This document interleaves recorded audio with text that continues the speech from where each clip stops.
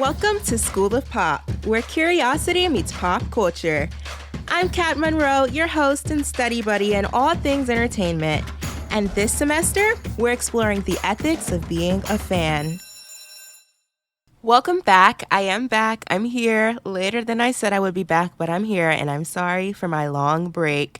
To be completely honest, I've been super busy and then I fell into a slump where I have not been able to get anything done creatively. I do not know what's wrong with me, but I sat myself down here at the mic and we're coming back. We're here. To quickly recap where I've been, and maybe you'll understand why I fell into such a slump, because after working very, very hard for 2 years, I graduated, I got my master's degree, and after that, I went on a huge celebration. I went on vacation to Orlando for about 2 weeks. I went to Disney World and the brand new Epic Universe theme park. And then I also spent 2 weekends in 2 different cities. I went to Philly and I went to New York for 2 different music festivals. And of course, we're going to talk about that. You probably can tell from the title of the episode. So yeah, I did all of that.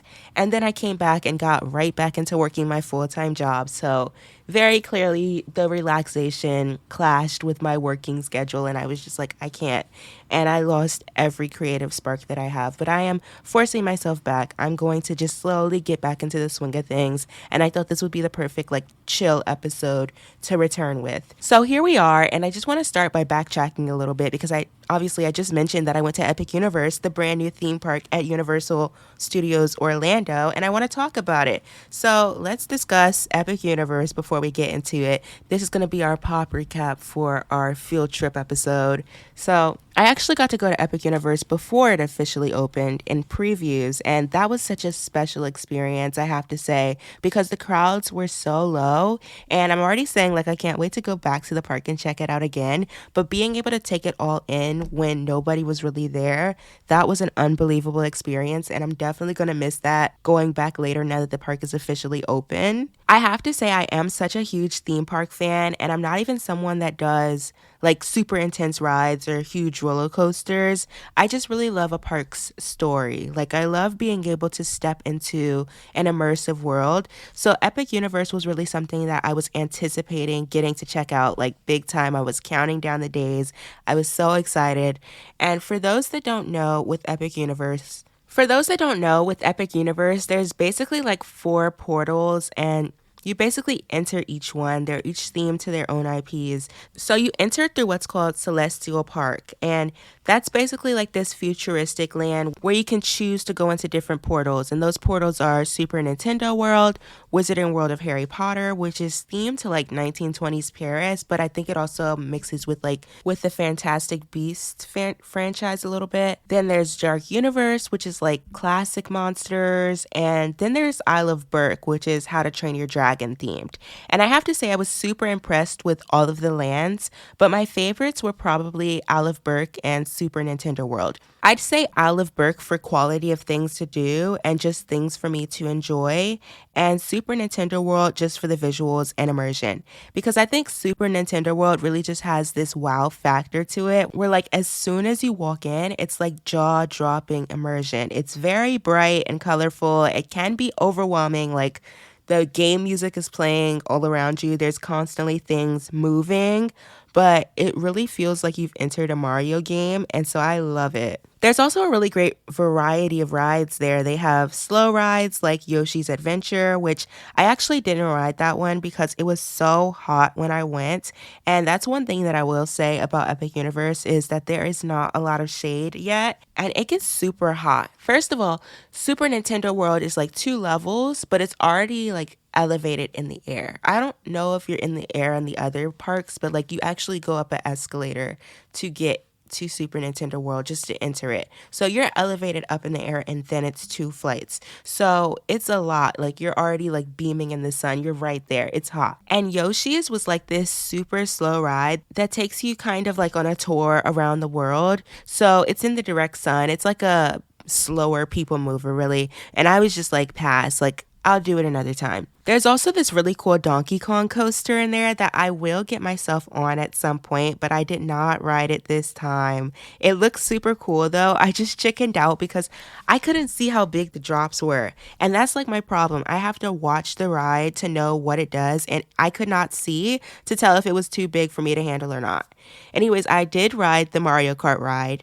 I thought it was just okay. It wasn't my favorite ride in the park, if I'm being honest. I didn't really like the VR glasses that we had to wear, and I ended up taking them off a lot throughout the whole ride. And I liked a lot of the practical effects more on the ride. It was just like the glasses and what was shown in them. Like, it confused me a lot, but the vibes and the immersion of being in Bowser's Castle, that was all pretty cool. Going back to Isle of Berk, I loved everything about that land. It was a 10 out of 10 for me. I got to meet Toothless and Hiccup. Toothless is so cute. That meet and greet, I just love it. And it was actually the first thing that I did. I rope dropped the Toothless meet and greet. And I also think my favorite ride in the park was Fire Drill, honestly. It's a water ride and you're like shooting at targets, but you get so soaked. And it was so funny because at one point they stopped the ride for whatever reason and they did not turn off the splash sensors. So we were just sitting in one place and we were just constantly getting water thrown at us. And yeah, that was really fun. I would have rode it multiple times if I didn't want to explore other areas in the park, but I definitely can see that being like a repeat ride for me, especially if it's like really hot that day. Isle of Berk also has a super cool show called The Untrainable Dragon, and I won't spoil everything about it, but I will say it is a musical, and it has some breathtaking special effects that honestly made me tear up a little bit. Like, it was so cool. Literally, if you're going to Epic Universe, do not skip that show. I also really liked the vibes of Celestial Park. I mean, the entertainment there was cool. There's a lot of different options to check out. There was a jazz band playing when we went. The main ride in this area is actually the Constellation Carousel, and it's like a merry-go-round, but it doesn't move like a typical merry-go-round. I actually found it to be a lot more fun, despite it being like a pretty tame ride still. It just moved different, and it was fun. Oh, and my random fun fact is that because I went during media previews, they were taping for the Today Show and these other shows. So Howie Mandel was actually on the carousel when I wrote it. I don't know, like they were taping some segment, so I don't know if I was like in the background of anything, but that was my little silly moment of the day. Dark Universe was also pretty cool, but I will say I was a little bit disappointed by it only because I feel like you have to experience it at night. Like it didn't really have as much of a spooky vibe as I was hoping, and I also did not get on any rides in this area. I know I should have probably ridden Monsters Unchained, but because you can't really see how it moves, I don't know. I was like, I have to see what a ride does before I get on it. My anxiety will not let me just get on a ride like that, but that is supposed to be one of the best rides in the park, so definitely check it out if you're going. For me, the highlight of Dark Universe was its characters. They had a lot of really cool roaming characters, like we got to see Igor and the Invisible Man. And then I also met the Bride of Frankenstein and Frankenstein's monster, which was an interesting meet and greet. It was so funny. I don't know why I'm always so awkward when I'm meeting face characters, but they were like really funny because Frankenstein's monster, he was talking so slow and I was like, oh my goodness. I was like, yes, exactly. But it was fun. I post some pictures up on social media so you can see. The Harry Potter land was also really immersive. It was Paris, and we mainly just walked around there. I mean, I did get to check out the Ministry of Magic queue, but again, I didn't ride it because I didn't know. I heard that one had a drop, so that was part of why I didn't ride it. I don't know how big that drop is, but that one has a drop. But I did go into the queue, and it was very, very cool. I mean, I honestly don't know much about the Harry Potter franchise, but apparently it is really accurate to what's shown in the movies, and it just looked really awesome to me. Like, I loved walking through the little tunnel, and like the smoke pops out at you. It was really cool. I was really impressed with the Harry Potter land.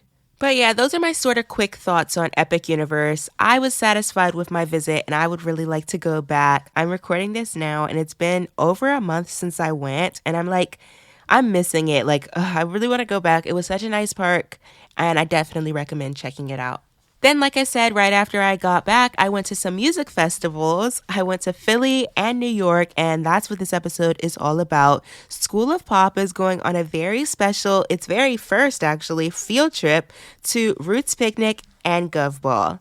We are taking, hypothetically, I guess, a field trip to these two festivals, and I will be talking about my own unique experiences at these festivals, whether I was insane for going to two music festivals on back to back weekends, giving you tips if you're interested in attending either of these fests in a future year, or really any music festival, and of course, writing down my favorite performances. So let's get on the bus, let's get into it.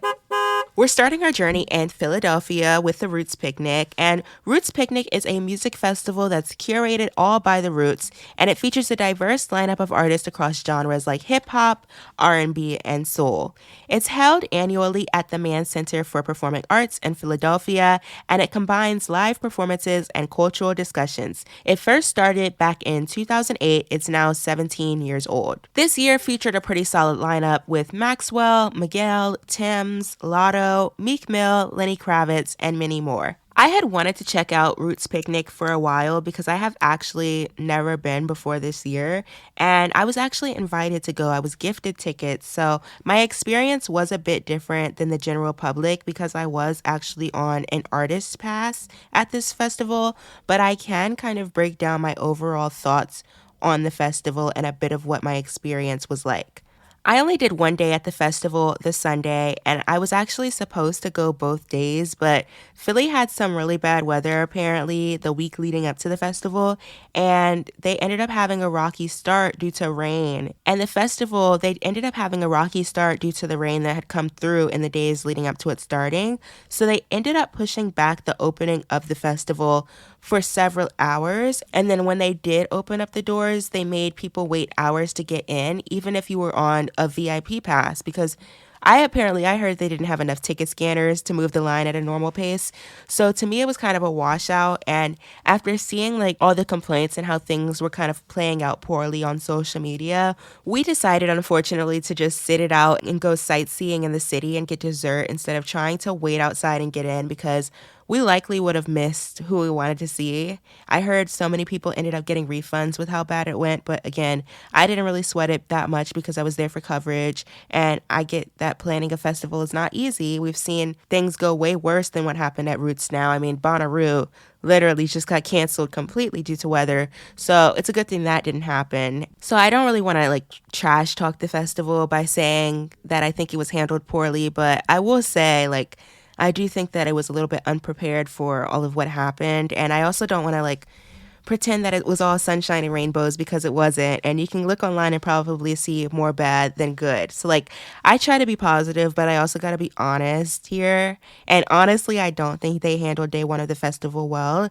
And I'm just sharing my experience because we missed out on day one because of it. And obviously, paid or not, that's disappointing, especially because I then experienced something pretty identical at GovBall the following week, and it was like night and day how they handled it with how they communicated everything and also in finding solutions to the problems.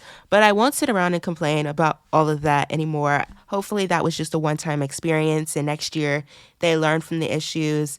But I'm just sharing my experience, and so let's talk about it because day two did go way better than day one, and we did have a lot of fun. I saw a pretty big variety of artists at Roots Picnic. I would say that day one was more of the current trendier artists, and day two was like more classic old school artists.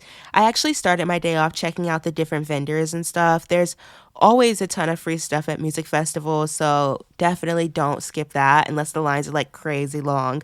The first artists that I saw on Sunday were Peyton and Jermaine Dolly, and they were both really great main stage performances. I also checked out the chill vibe experience with Raheem Devon and the Rich Medina house set with Crystal Waters and CeCe Peniston, and I didn't realize how many songs I knew by them. Their set was really, really fun. But I think my favorite set of the day was the J Period live mixtape. It featured Black Thought, Pusha T, and 2 Chainz. And you guys, they sang all the hits. Or I should say they rapped all the hits. 2 Chainz especially, I'm not even trying to be funny, but his set took me back to middle school. Like, I was really having a time at this set. And what I loved was that it was really good live rap. You know, like it can be really hard to find rappers that are good live, and they all sounded really solid. We ended the day by seeing Adam Blackstone with Jagged Edge and Total. This was another fun set. And you know, Adam Blackstone is this legendary producer. I actually got to chat with him backstage. He's worked on so many projects as a music director, and I really admire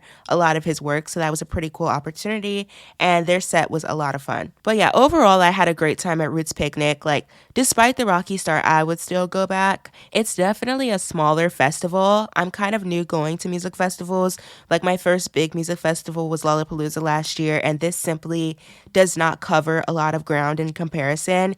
I would say that Roots Picnic is even smaller than Gov Ball too, but I liked that because you could get around fairly easily. This is at the Mann Center, by the way. The Mann Center for Performing Arts, I think, is the full title. I actually hadn't been there in over 10 years almost, I think, because it's an amphitheater, and I saw Shawn Mendes in concert there like way back in the day, I think like 2016. And that is one of three stages at the Roots Picnic. It's the only one that's permanently there is that amphitheater. And then there's a larger headliner stage and then a smaller stage. So the festival is very manageable. It's very chill. It wasn't overwhelming in the sense of like getting around.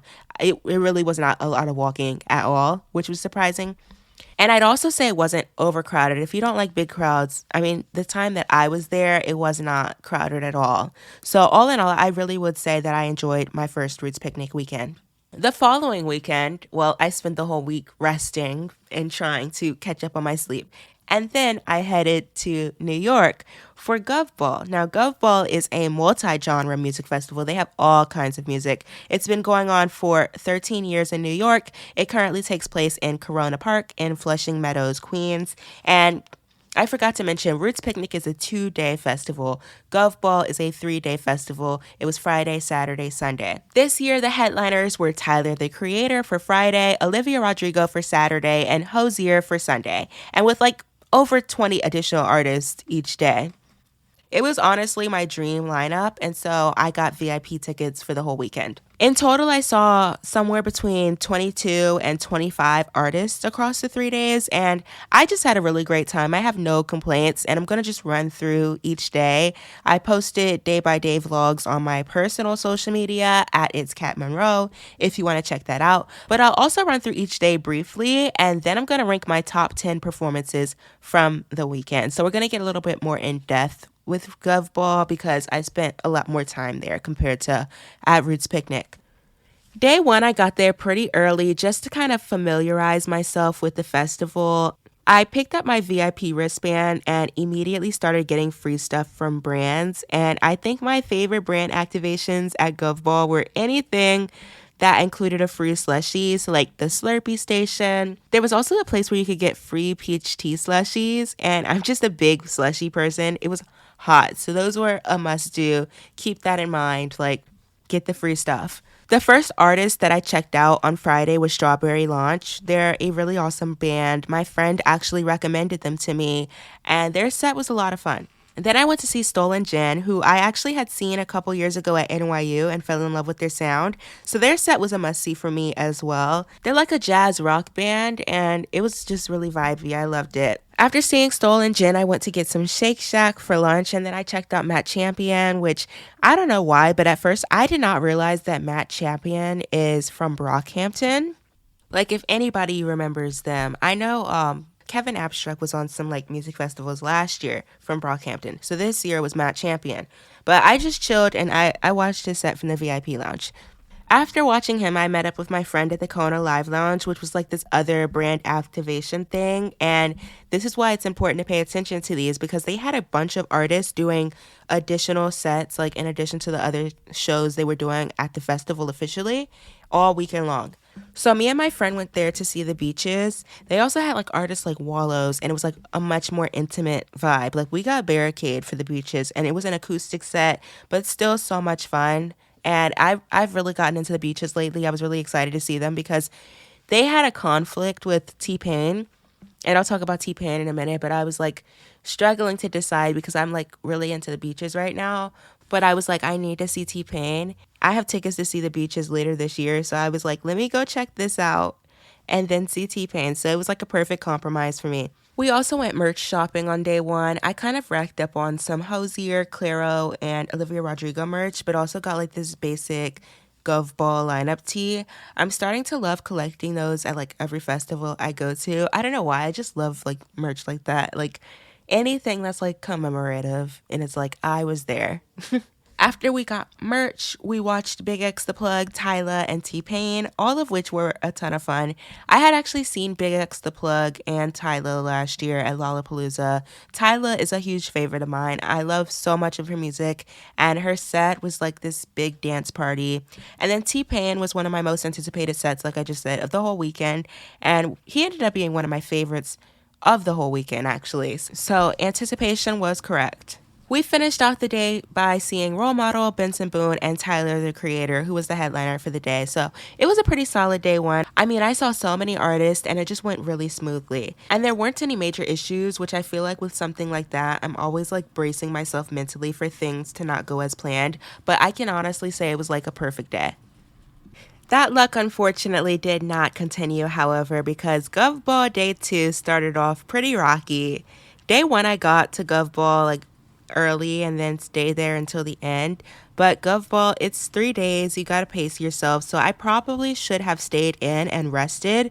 But instead, I got dressed and ready to go to the festival early because I wanted to check out more vendors and stuff. And the plan was like I was going to sleep in and go late on Sunday. So I'm up and getting dressed and ready to go. And the doors were supposed to open at 11:45 in the morning when I get a notification that the doors will not be opening until 4:30 p.m.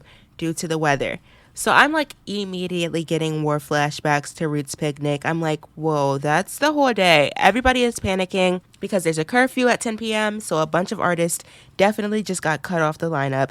And we were kind of waiting around to see who and what the schedule was going to look like and how they were going to make it work. Because for me, the first artist that I wanted to see on Saturday was Marina. And I think she was scheduled at like 3:45 or something like that. And the rumor was that every set before 4:30 was going to get canceled and the rest of the day would just go on as scheduled.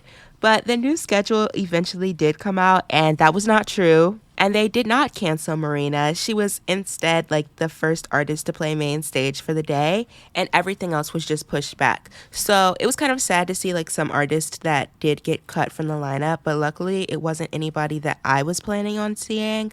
And again, overall, I feel like their communication with the rain delay and everything with that was sufficient. I think they handled it well. I know they did get a lot of complaints, but maybe for me, since I had something so recent to compare it to that I thought was handled worse, it wasn't as bad and I was able to take it like, this is great.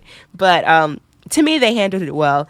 When we did arrive, though, at the time that doors were set to open at 4:30, there was a huge issue with long lines and overcrowding to the point where we probably were going to be waiting over an hour to get in.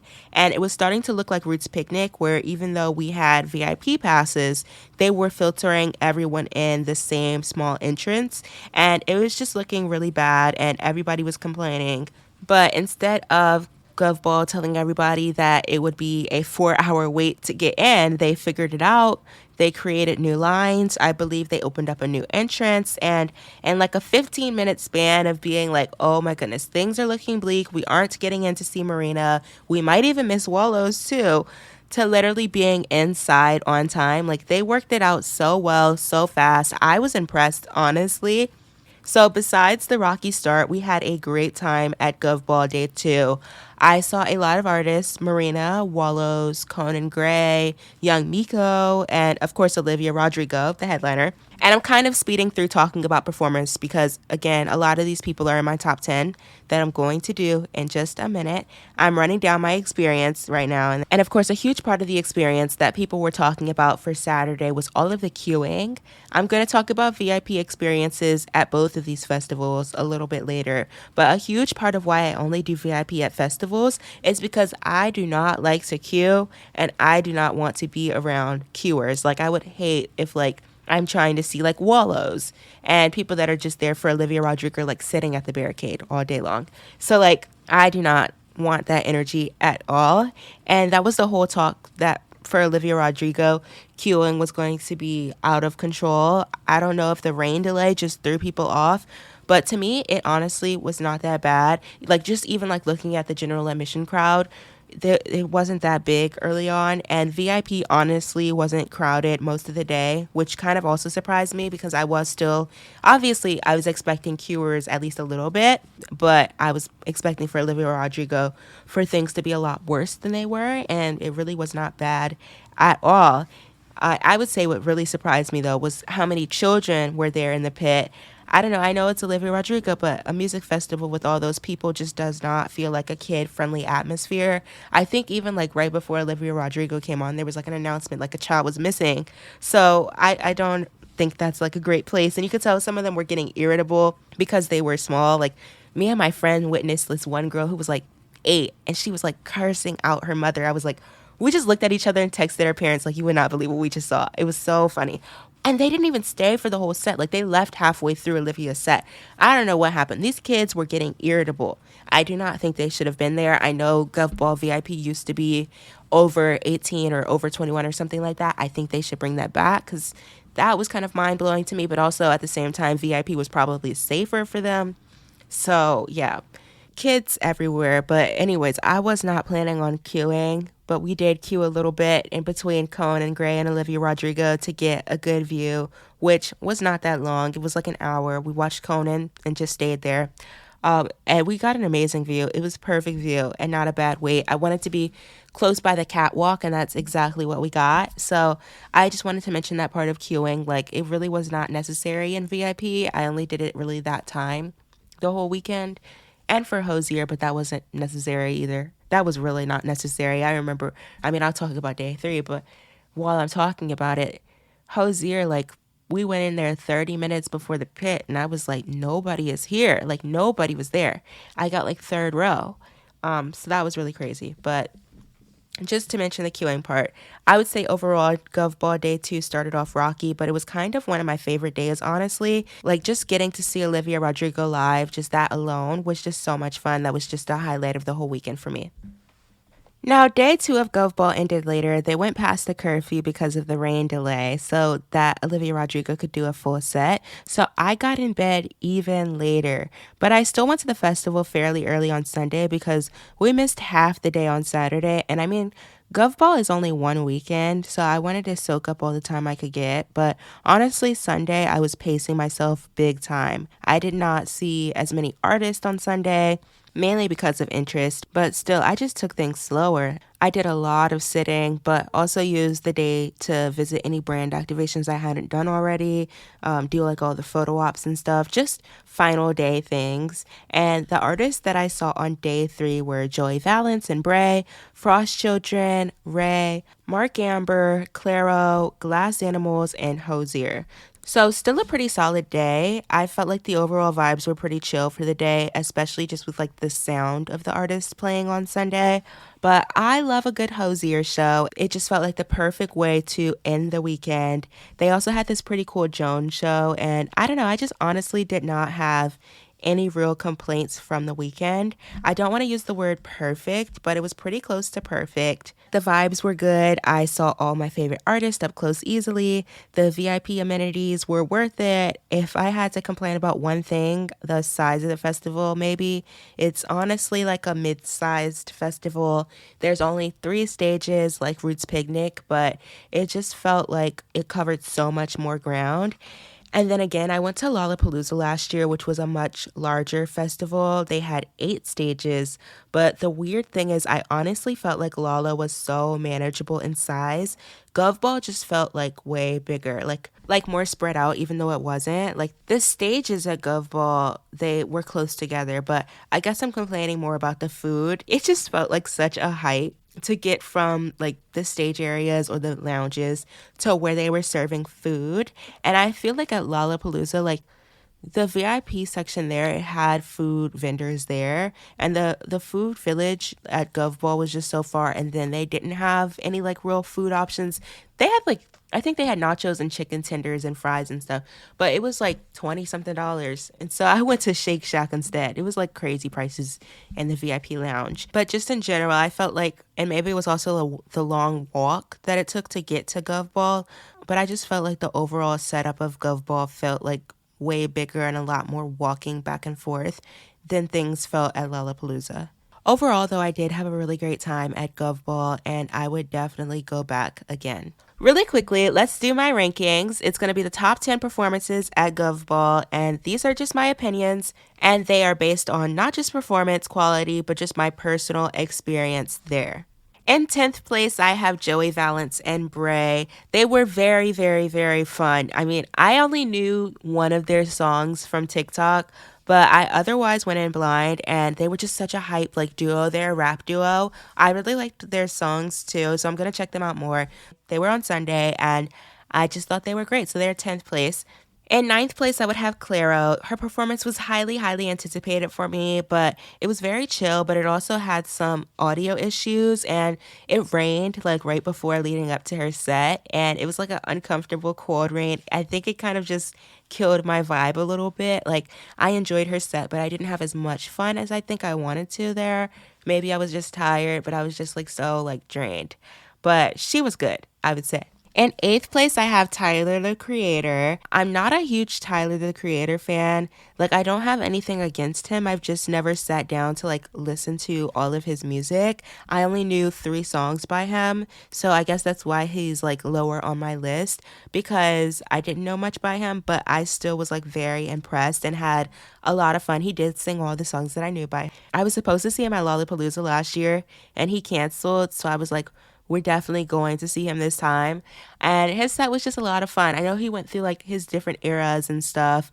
He's like a huge character. He was really great. I enjoyed his set, even though I didn't know much by him. In seventh place, I have Role Model, somebody else whose music I don't know a lot of, but I had fun at his set. I only know the song by him. Well, actually, I know some Protector, but like the one that I really listened to was Sally.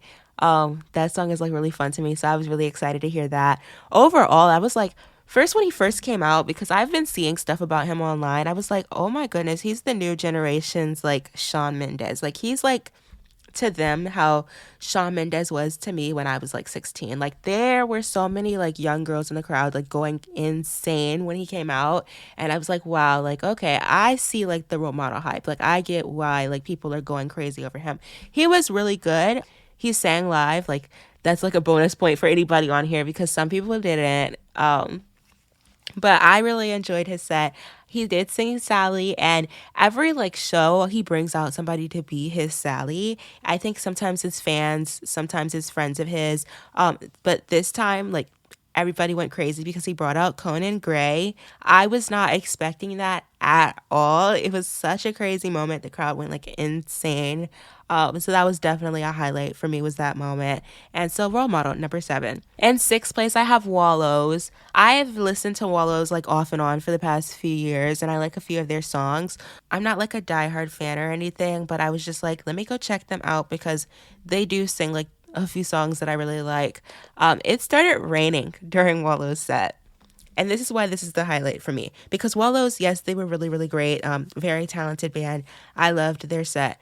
But the highlight for me was when it started raining. Because unlike Claro, it was not like an uncomfortable rain. It was like a fun rain, if there is ever such a thing as a fun rain. It started pouring, and everybody just started partying and dancing like way harder than they were before. Like, it was just like, it was one of those just like moments where it's like the highlight of the weekend. It's like pouring rain and dancing with all your friends to Wallows. That was like that just like took the setup to like a whole another level for me. Because you could just get like in a bad mood and be like, oh, it's raining, like show is ruined. But like everybody, including Wallows, just leaned into it. Like they partied with us. It was like just so much fun. In fifth place, I have Young Miko, who is a rapper. She was a lot of fun. I just love her energy. I love her song, What's Up? I was listening and I was like, wow, I love a lot of these songs. Like, she's really great. Loved her energy. And I felt like she was like, she had a really good sized crowd, but I just feel like I haven't heard a lot of people talking about her set. So I don't know if I should say like she was underrated, but she was definitely underrated. Like, she also rapped live. and was sounding really good. Like she kept the crowd hyped. Like I had a really fun time at her set. So that's number 5. And fourth place, I have Benson Boone, which I know a lot of people have their things to say about Benson Boone. I think it's just this lame, very lame hate train that people are just bored on. Like, I don't know why it becomes like popular to dislike something and then everybody's just doing it for the joke of it. But I honestly just think that Benson Boone does not deserve that. Like, he is very talented. I actually like his songs. Like, people say, like, oh, he's great talent, but his songs suck. I don't even think his songs suck. Like, his songs are good. You're just like, maybe Beautiful Things is overplayed. Even like the song, like, it's called Mystical Magical, but the Moonbeam Ice Cream song, like, only the weird part about that song is that part. Like, if you listen to the rest of it, it's kind of a bop. Like, I like that song even too. I will not be afraid to admit it. So I was like, dang, like seeing him live, because I did see him at the VMAs, but that was just like one song. Seeing a full set from him, I'm like, wow, like he's the male pop boy like we're looking for. Like we're looking for like a pop star guy. Like there's been like a drought of male pop stars for so long. And now we get one and we want to hate him away. Like, no, like he's good. And I don't even get like the Harry Styles comparisons. Like, that man is not Harry Styles. It's completely different. But I had so much fun in his set. And the whole time I was thinking, like, I can't believe people aren't getting with the program. Like, he is very talented. He put on a full show. Yes, he did like 6 or 7 flips, a lot of flips. It was crazy. But he was really, really great. I had a great time at his show. And I have to say, I also checked out his album, which came out, I think, last week. And it was really great. I liked his album as well. So I am a Benson Boone fan. You can catch me here saying it. I am. That's fourth place.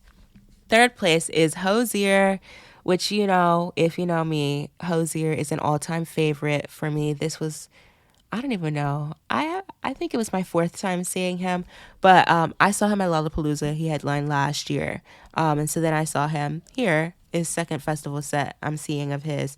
Like I said, I was able to get such a great like up close spot for his section in this, without even really queuing, which I was really happy about.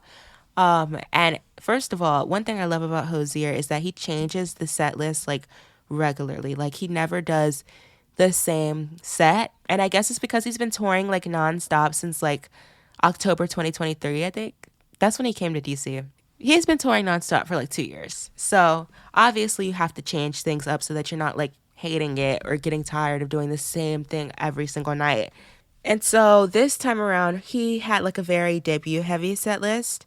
He did Someone New for the first time. I never heard him do Someone New. So that was really exciting. I feel like I'm slowly checking off my list of like songs from Hozier that I've heard live. I've probably heard most of Debut live now and most of Unreal on Earth. But for whatever reason, he never really sings a lot of Wasteland Baby live. I think maybe the only song he did from Wasteland Baby was, well, almost Sweet Music. He does Nina, Cried Power. That's like it. And Movement, which is my favorite, but I'll get into that for a second because he did not sing Movement. For the first time ever that I've seen him, he did not sing Movement, which is like my favorite song to hear live. And I was a little bit disappointed, but also not, because here's the thing with this Hozier set. He actually was sick. He announced at the beginning of the show that he had like some sort of virus and the band was sick as well. So I think he was like holding back on a lot of songs and just like only singing songs that were like, you know, pushing through basically, which I kind of felt bad. I hope he's feeling better. I mean, that was a few weeks ago anyways, but, yeah, so he was sick. And I would say that's also why it's like third for me, because honestly, like he sounded really good. I couldn't even tell that he was sick. Honestly, like he kept on saying stuff like, you guys are just being nice to me, like I promise you if you see me any other time I sound like way better than this. And I'm like, well, he really sounded fine to me. Like I should know because I've seen him like sing when he is healthy and like he hits notes like really crazy runs and stuff. But honestly, like he's still like, it was still a solid show. Like it wasn't like, oh, he sounded bad, he was sick, he sounded, it was none of that. Like he was vocally really good. And I know like musicians, they work with like vocal trainers and stuff so that they know how to like navigate or know how to like hold back and stuff. So that was great. I don't know if that's why he cut Movement from the set list, but I'm sure it probably influenced some set list changes. I think he actually ran out of time. I was showing my friend, like, I looked at the timestamps because actually, now that I'm thinking, that's right, Movement was on the paper set list. This is like a whole thing to me because that is my song. It was on the paper set list. I think he ran out of time because I looked at the timestamps and he was like singing "Take Me to Church" and it was literally like 10:59. So he had, or 9:59. So he had like no time to do another song essentially. He was like tapped out of his time. But I would say the set list was still very strong. He did do he had a B stage at this show, which he didn't have a B stage at Lollapalooza. I thought that was really interesting. It was funny because nobody knew where he went. Like he just disappeared. The whole band walked off stage. It was like 30 minutes into the set, and then the next thing you know, like he's walking down the like crowd, and then boom, he's at the B stage. I was like, oh, I was not expecting that at all. And while at the B stage, he did Unknown, which was like, I was super excited about that because I feel like he rotates through like these deep cuts on Unreal on Earth on the tour. And I've been like begging and begging to hear Abstract live.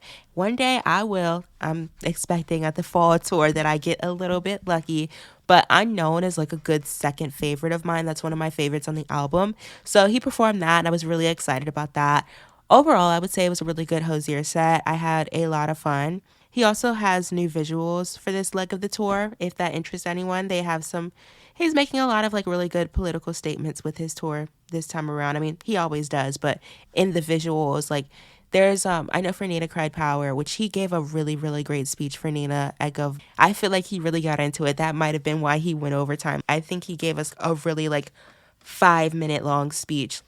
Since I've heard the speech like two other times, I noticed he was really going in. But during Nina Cried Power, I noticed he did one of like the new visuals is that he has all of these protest songs, like the names and the artists like flashing up on the screen. So there's like a lot of like little new things that like you can kind of look out for, which is really cool. In second place for my favorite Gov Ball performances of the weekend, I have T-Pain. This was, like I said, one of my most anticipated sets, and it was also definitely one of my favorites. I mean, I had been looking forward to this since I saw his Coachella set, which was like so, so good. And this did not disappoint at all. I mean, the crowd brought the energy. He played all his hits and mashed them up with like current songs as well. Like, I thought like the DJ work was just really good. He's just a very high energy performer. Like, he dances like crazy. He had this whole fancy storyline going on with his DJ. He did also do some cover songs. I think like singing Don't Stop Believin' with the crowd was like a top tier moment, and everyone was just partying. Like the whole set felt like this huge dance party. I had like no notes really. T-Pain is just super talented and this was a top tier set. Now, in first place, we have none other than Olivia Rodrigo. This was my favorite set, hands down, for the whole weekend. It was also probably the one that I was looking forward to the most because I have loved Olivia Rodrigo's music for so long and I've never got to see her live. I had tickets to see her on Guts Tour and I got sick and had to sell them at the last minute. So like I had been waiting for the day to finally see her in concert.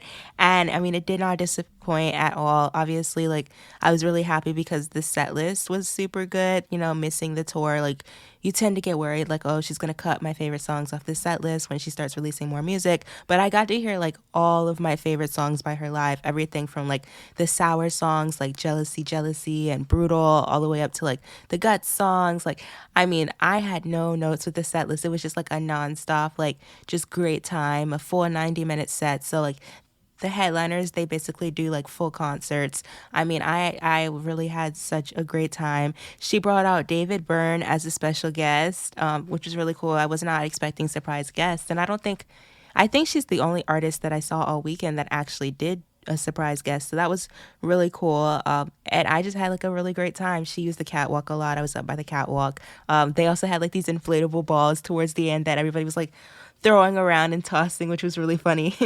But yeah, I had no notes. Like that was one of my favorite sets. Getting to hear like Vampire and Driver's License live was really great. Or like also So American live and Deja Vu. That's another like really big favorite of mine. She had one outfit change. I feel like the second outfit that she wore was much more like guts coated, I guess. The first outfit, I feel like people keep saying like the red is like teasing to a new era. So maybe that's what it is. It's like it was like a bodysuit. It was really cute. It was just like not the typical purple. And then I feel like at the second part that was when she was like more like her old style. But both looks were really good. And yeah, like the set list was perfect. Like I had no complaints. She's such a great performer live because I mean she sings, but then she's also like very like energetic and like jumping around and like screaming some of the lyrics and stuff. So like she was a really great talent. I really enjoyed her set. That's my number one spot. I mean, no brainer, obviously. Now, I did promise that I would talk about the VIP experience at both festivals, so that's what we're going to do now.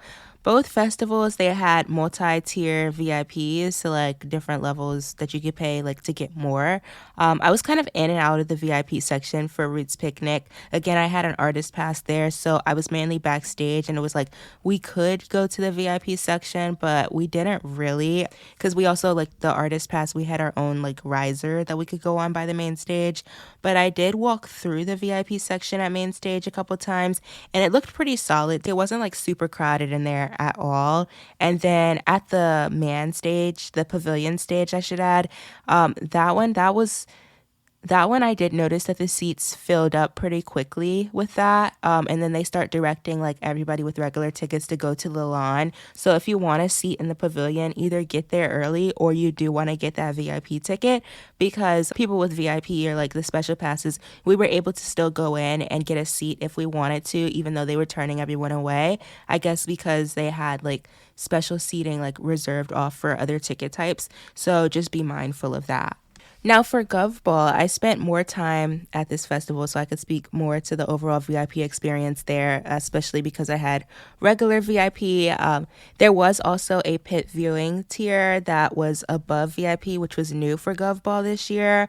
And they essentially had everything that VIP had, but they did get what was called a pit viewing section. So they were a little bit further up in front of the stage, but honestly their section was super small, so from my perspective it didn't seem super worth it. I was a little bit like, I guess what I'm saying small is I was a little bit concerned that like it was going to push the VIP section like way further back if their section was big, but it was so tiny that like it really doesn't make a huge difference in your view being there. So unless you're like somebody that like really needs to be barricade, then pit will definitely get you with little effort. I mean, it was like one or two rows of people in that section at any given time. It's a very small little slither of a section.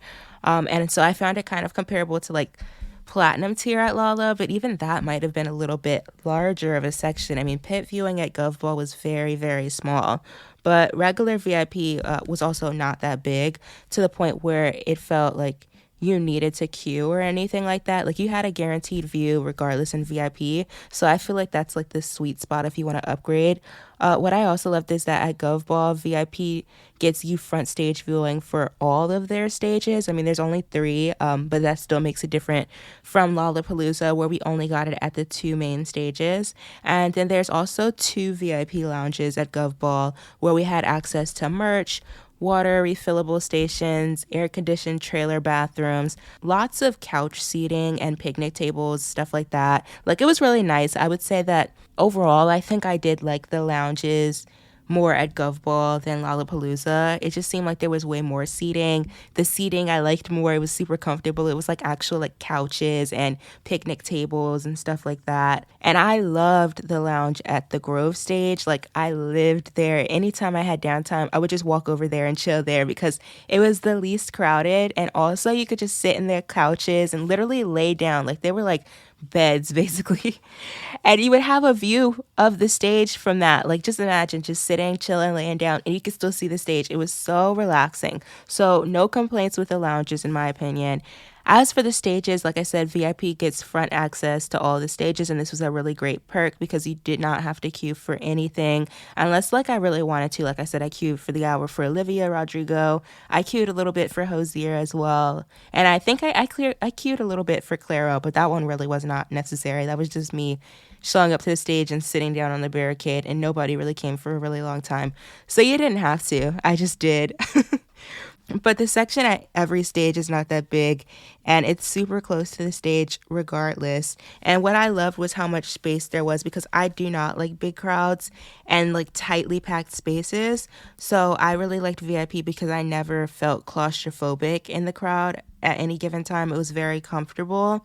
And I would still say, because I know that people have said, like, oh, the VIP section was dead. I don't agree with that. I think that, VIP had some energy. So, yeah, VIP, I would do it. It's always a must do for me, because that way I can have fun, be comfortable, and not stress about my view or like the people around me and stuff like that. Now, if you're looking to go to a music festival in the future, I do want to end with some things to share, or just basic tips to keep in mind. So, number one, safety, obviously. A lot of this is common sense stuff. Make sure you aren't leaving your bag anywhere. Like, festivals, they do have pickpocket issues. So, make sure you have your phone attached to you, or your bag attached to you somehow, and don't leave your zippers accessible. Make sure you don't have your phone in your pocket, stuff like that. I also say you should plan ahead, like what sets you want to see. I really loved Gov Ball and Roots Picnic, because with them being smaller music festivals, there were not really any conflicts for me compared to like Lollapalooza, where there was almost always certainly two artists on at the same time that I really wanted to see. But even given with that, you still want to plan out your day so that you know who you're going to see and when. And then my third big tip would be to pace yourself, because doing multiple days of a music festival back to back is not light work. It is a lot on our bodies. So make sure that you're taking time to rest every day. I definitely would not recommend going from open to close every day. So try to plan around specifically who you want to see, and then make sure you're taking breaks, staying hydrated, eating plenty of food, and you will be fine. Lastly, I have some festival must haves that I want to run through. My first thing on my list is a digital camera. Actually, I love taking pictures, even though I did not take many pictures this time around. I love taking pictures with my camera because it has really great zoom and I can take really great quality photos. Sunscreen is a must, even though I was so happy at GovBall because it really was not hot and the sun was not out at any given time. Like, I never got overheated. It was like almost cold. At one night it was cold where people were buying hoodies and I was questioning if I should. So that was very comfortable. I would love that over a hot music festival any day, but still wear your sunscreen. Bring a hat, bring sunglasses. All of that is still on my must have list. Earplugs are super important because music festivals are really, really loud and you don't want to get hearing damage. It's not reversible if you do. So make sure that you get some earplugs. A fan, like I had like just a regular battery powered fan that was comfortable and easy when I needed it. And then a refillable water bottle, because there's stations everywhere and you want to stay hydrated. Just check like the rules, because different festivals have specifics on the type of bottles you can have. But make sure you bring one of those in. And then a portable charger. I don't know why I had such bad luck with my portable charger during Gov Ball weekend, where I actually had to buy one. You don't want to have to buy a portable charger at the festival, because what it is they have you rent a portable charger, and it was $10 an hour at Gov Ball. And I remember I rented it like right before Benson Boone's set. And so even though I was ready to turn it in after his set, like it ran me over like into the second hour. I know I paid like $20 for that portable charger. So that was annoying. When I had a $7 one from Amazon or something like that, like it just wasn't working. So I had to buy one. But don't do that. Make sure your portable charger, you have it, and make sure that it's working before you go so that your phone is not dying. Because then on night two, I brought a better portable charger the second day, and then I left the cord at home. That's what happened. I left the cord, and my phone died at the end of Olivia Rodrigo. So I had to use my friend's phone to get home. So that was fun. But yeah, make sure that you don't have any charging issues. And that's my must-haves list. Looking ahead, though, music festival season, it's just getting started, and we have a lot coming up in the near future, including Lollapalooza, which I've mentioned a bit, Outside Lands over in California, Austin City Limits, and then All Things Go, which just announced that it will now be in 3 cities this year: DC, New York, and now Toronto. Not to be a little bit selfish, but as a DC girl, I wish it was still our exclusive music festival, but I'm glad that they are spreading this festival with, it's a really great festival because they're platforming, like women and all of these really great artists. So I'm not complaining. I'm not. But it used to remember where they got started. It was with us in DC. But it's going to be a huge season with all these exciting festivals to come. And I'm excited because I'm not done yet with the music festivals for this season. I'm happily counting down the days until my next one, and maybe we'll do another field trip then. So until then, thanks again, of course, for listening. We will be back to our regular schedule now and into our regular conversations about fandom ethics after this. As a reminder, this is our second half, which is looking into the more psychological and emotional aspects of being a fan, and I think it's going to be a really interesting journey, so make sure that you're tuning in.